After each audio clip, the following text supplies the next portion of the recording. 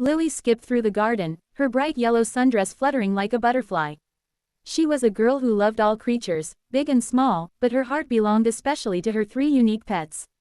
First was Whiskers, a ginger cat with fur the color of marmalade and eyes like emeralds. Whiskers wasn't your average cuddly cat. He was an adventurer, often found perched atop the highest fence post, surveying his kingdom with a regal air. Today, he was attempting to stalk a particularly plump bumblebee, his tail twitching with focus. Lily giggled as he pounced, only to bat at thin air as the bee buzzed away unharmed. "Better luck next time, old boy," she called out. Next came Buster, a golden retriever with a perpetually wagging tail and a heart as big as his paws.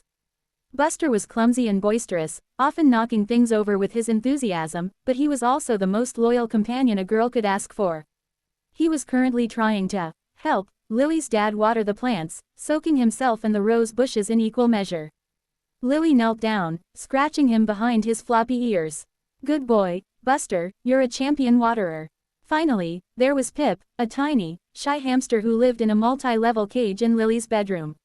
Pip was a creature of habit, spending most of his days meticulously organizing his food stash and running on his wheel as if training for a hamster marathon. Lily loved to watch him, marveling at his diligent nature. Just yesterday, she'd spent an hour building him a new toilet paper roll tunnel, which he'd explored with cautious curiosity before promptly stuffing it with sunflower seeds. One sunny afternoon, a sudden gust of wind swept through the garden, carrying away Lily's favorite red ribbon, a gift from her grandma. It soared over the fence and landed in Mrs. Gable's notoriously thorny rose bush next door. Lily's eyes welled up. Whiskers, sensing her distress, let out a soft meow and, to Lily's surprise, gracefully scaled the fence. He weaved through the thorns with surprising agility, delicately batting the ribbon with his paw until it fell to the ground on Mrs. Gable's side. Buster, seeing Whiskers' success, barked excitedly. He nudged Lily, then bounded to the fence.